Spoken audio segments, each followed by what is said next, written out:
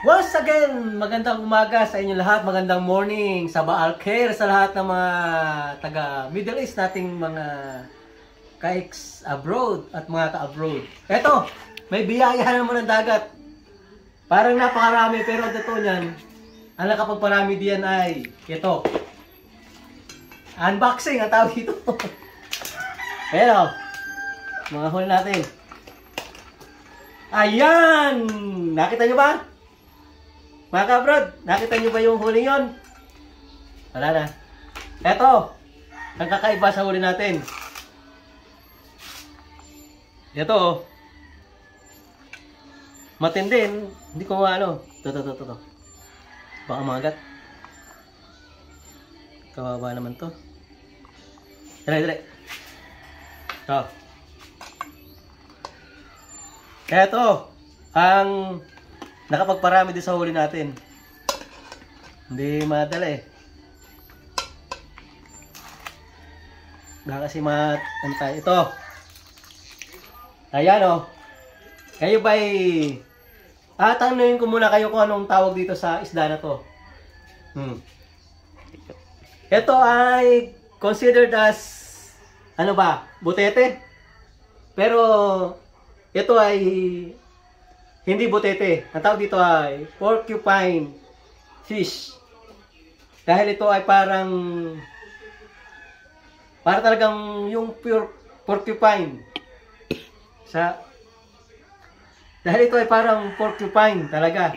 Dahil yung mga ano ito, pag nakalubo, yung mga tinik nito ay napakarami nilalabasan. Ayan o.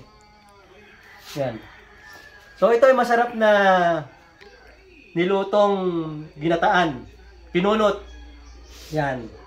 At yan ang ating lulutuin mamaya. Pinunot na porcupine fish. O ang tawag dito, musi. Ayan. Sa Tagalog, ang tawag sa amin dito ay musi. Ayan. Lagay mo natin dito. Musi. Tapos, tingnan natin yung mga huli natin. May alimasag. Meron naman tayong pugita. Ayan o. May pugita na naman. Tapos, ito mga baliwis. Ito yung iulam natin ngayong umaga. Baliwis. Saka may ilang pirasong pusit na malilinggit. Ayan o mga pusit.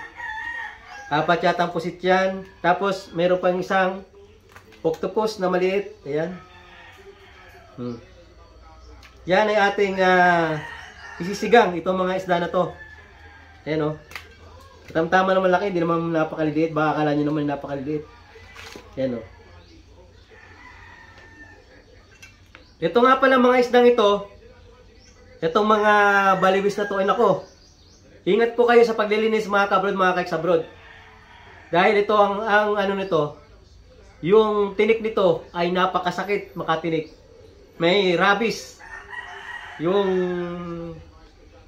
tinik nito, nako, abot hanggang kilikili ang antak, sabi nga. Ayan. So, ilang piraso lang naman itong huli natin. Hindi tayo masyado nanguha ng maliliit. So, wala tayo sa maliliit. Ayan o. Ito, masarap tong sinigang, lalo't bagong huli. Bagong huli. Ayan o. Meron naman tayo isang pirasong sulay bagyo. Ayan, buhay pa o. Ayan o. Yan ang ating isisigang. Ayan. So, may biyaya na naman ang dagat. Counting puyat, counting huli. Okay na yan.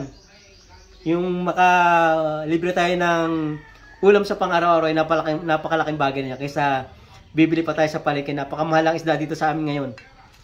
So, yan mga kabad, mga ex-abroad, ang ating huli. Maraming salamat sa panonood and bye-bye. God bless.